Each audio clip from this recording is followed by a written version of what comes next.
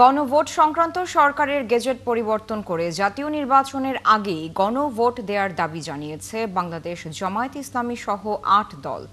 রাজশাহী বিভাগীয় সমাবেশে যোগ দিয়ে দলগুলোর শীর্ষস্থানীয় নেতারা বলেন, বাংলাদেশের জনগণ আর ফ্যাসিবাদ দেখতে চায় না, তাই গণতান্ত্রিক ধারায় দেশ পরিচালনা করতে পিআরের বিকল্প নেই। শীঘ্রই ইসলামী ৮ দলের সাথে আরও দল যুক্ত হচ্ছে বলেও জানান বক্তারা।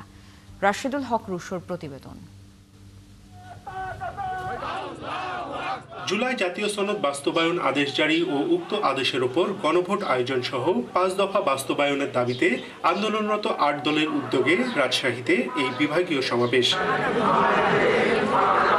সমাবেশে যোগ দিতে সকাল থেকেই খণ্ড খণ্ড মিছিল নিয়ে মাদ্রাসা মাঠে আসতে থাকেন বিভিন্ন জেলার ৮ দলের নেতাকর্মীরা। দুপুর ২টায় সমাবেশ শুরুর আগেই কানায় কানায় পূর্ণ হয় সমাবেশের মাঠ। সমাবেশে জুলাই জাতীয় সনদ বাস্তবায়নে সাংবিধানিক আদেশ জারি ও গণভোট আয়োজন, নির্বাচনে সবার জন্য লেভেল প্লেইং ফিল্ড নিশ্চিত করা সহ ৫ দফা তুলে ধরেন সমমনা ৮ দলের বক্তারা। আমরা লক্ষ্য করছি এই সরকার একটি দলের পকেটে ঢুকে যাচ্ছে, একটি দলের এজেন্ডা বাস্তবায়নের চেষ্টা করছে। প্রশাসন, আপনারা যদি এই কথা মনে করেন আগামীতে অমুক দল ক্ষমতায় আসবে, আপনারা ভুলের মধ্যে আছেন।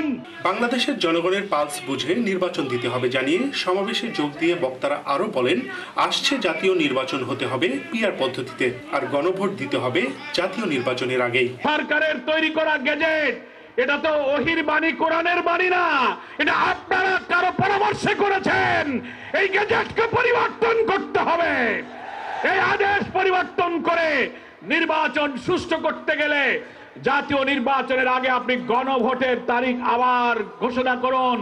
আমরা ৮ দল এবং দেশবাসী সেই দাবি করে যাচ্ছি। 2014 সালে, 2018 সালে, 2024 সালে এগুলো কি নির্বাচন হয়েছে? এই সমস্ত নির্বাচন যাতে আর না হতে পারে, মানুষ যাতে সঠিক এবং সুন্দরভাবে তাদের প্রতিনিধি নির্বাচন করতে পারে।